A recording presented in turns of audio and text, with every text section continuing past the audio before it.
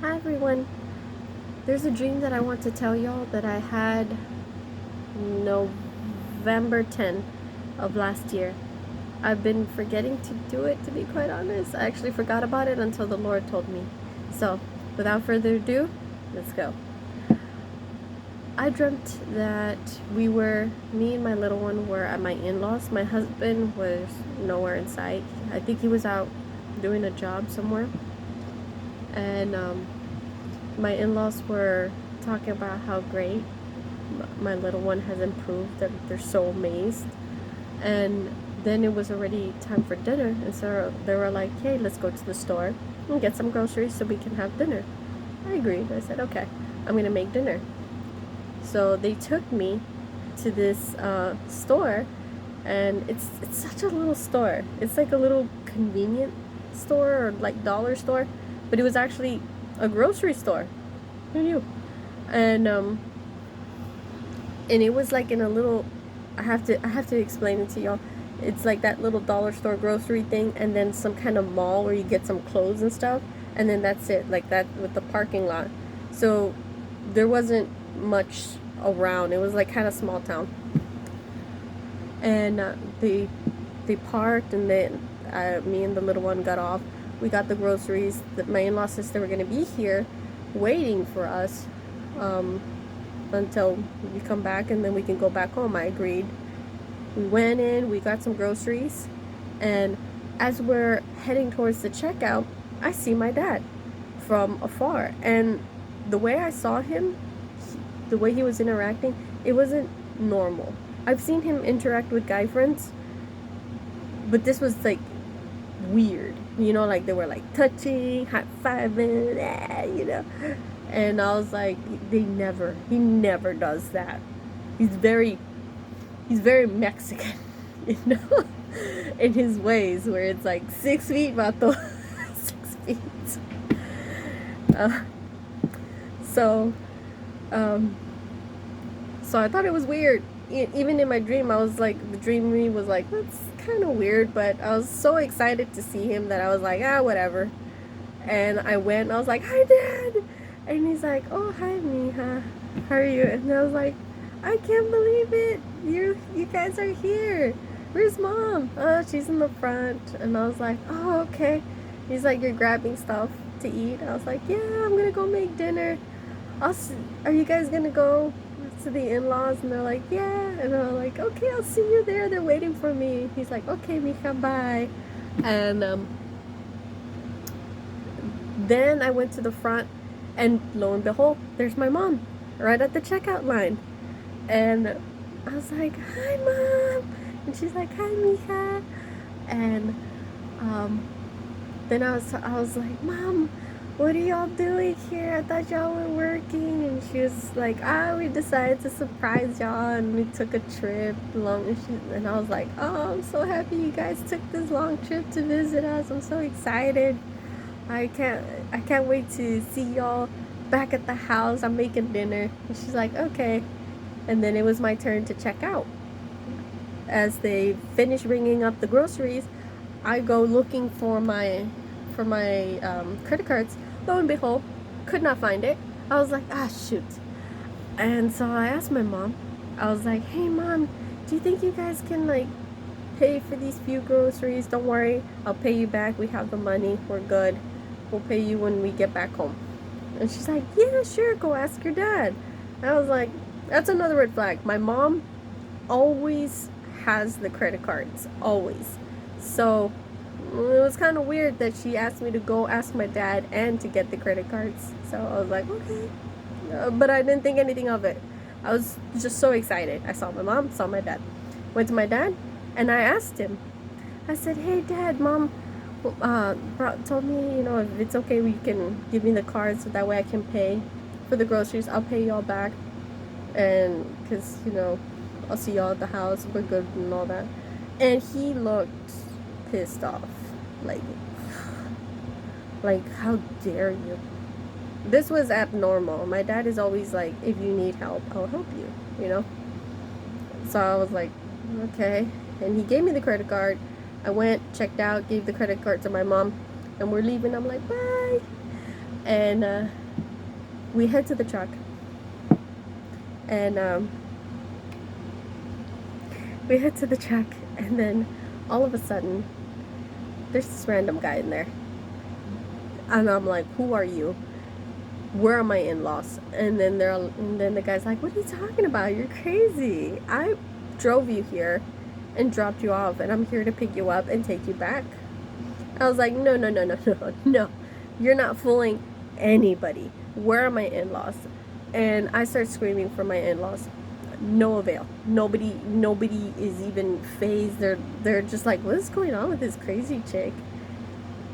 Like, there was no murder scenes. There was no crime scenes, nothing. And it's small.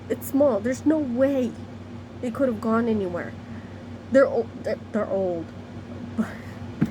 So I was like, okay, it's a trap. It's a trap. I run in, and I thought maybe thank God my parents are here. Like, I can be saved. We can be saved, you know? Well, I go in. I am rushing. I don't see my mom. I'm rushing to go find them. I see my dad, and I was like, oh, it's my dad. And he turns around, pulls off the mask, and I was like, who are you? You are not my dad. And it's like some guy. I'll tell you later in who he reminds me of. And so the whole store starts to encompass us like a circle. They're trying to go slowly, little by little by little. And they're all like, they pointed at my child and they said, do as we say. And I said, no. I was hiding my child, and I was like, no. And we're backing up, and I was like, I don't care if I have to make a run for it. They're not going to get my kid. And they said, do as we say. And I said, no. At that point, I picked up my little one. She's holding on to me like a monkey. And I'm running with, like, grocery bag at hand. It was light. I didn't even think twice. I just ran for it. And his girlfriend was running after us. The one that was pretending to be my mom. And I'm going to tell you something, okay?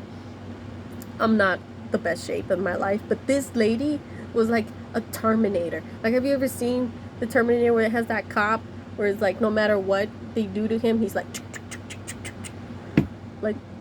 killer robot or some sort, I don't know. Like, you can't kill him.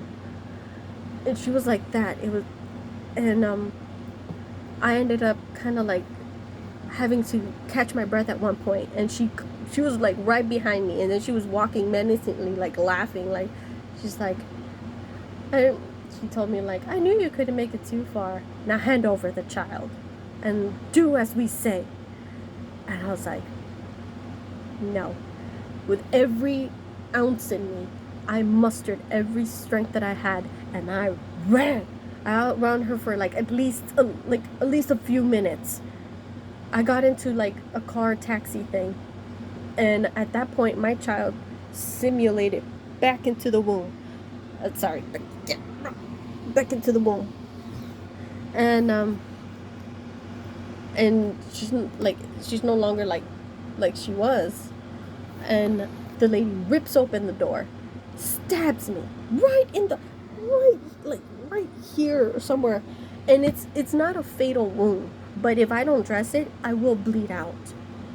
And I got mad. I got real mad because I was like, how dare you? Like, my little ones. And I pushed her to the ground. And at that point, I was so mad. I started leaving trails of breadcrumb with the food that I had to lead all the people that were following us to their death and trap. I ran into the wilderness, and I was trying to find a way out, to try to find civilization, a city, so I can dress the wound. Well, lo and behold, I come out of the wilderness, and I come into this highway, and I'm like, oh my goodness, I see the city. I can go and I can get my wound treated. Guess who I run into? That same guy. And he's doing some kind of like mad stunt trick or some sort like that. I don't know. It's so weird. He reminded me of like a Logan Paul. That kind of guy. That outrageous stuff. And then it hit me like a ton of bricks. This is all just for show. This is all for views. This is like Hunger Games, like some kind of sick, twisted thing. They were out to kill me, just to kill me for fun. But they had some malicious intent towards my child. I don't know how to explain it, but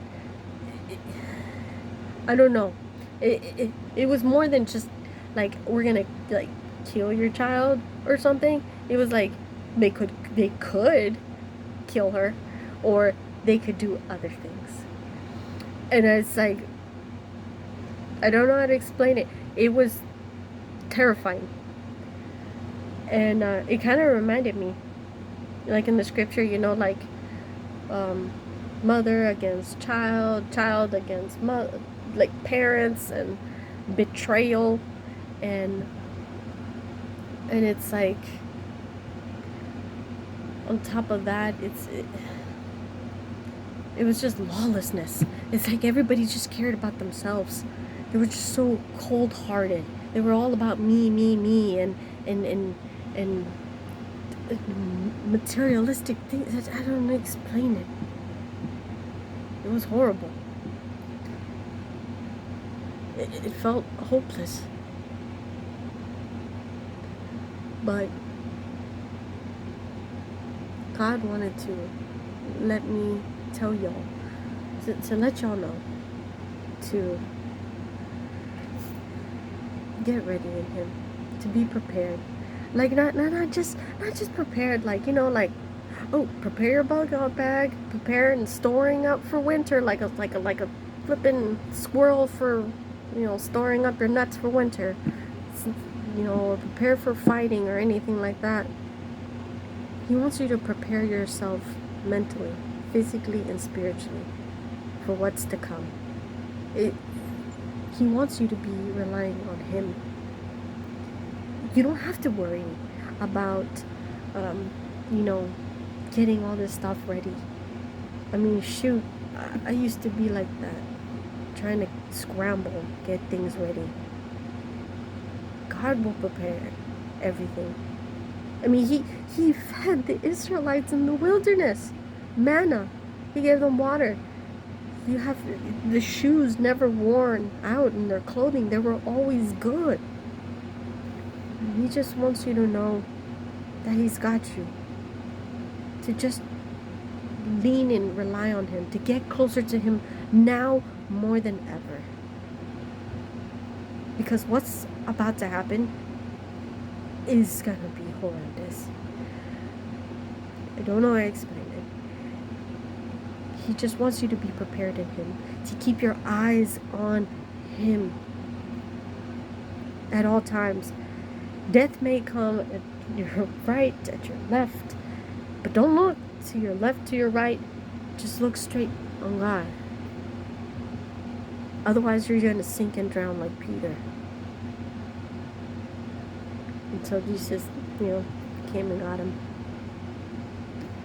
So, God has been telling me every day, 3 times, 4 sometimes, tell my people that I am coming back soon. Tell my people I'm coming back soon. And sometimes it's different. Tell my people I'm coming back for my bride. The bridegroom is coming soon. He's serious. He's dead serious about this, people. I'm not joking. He's not playing around.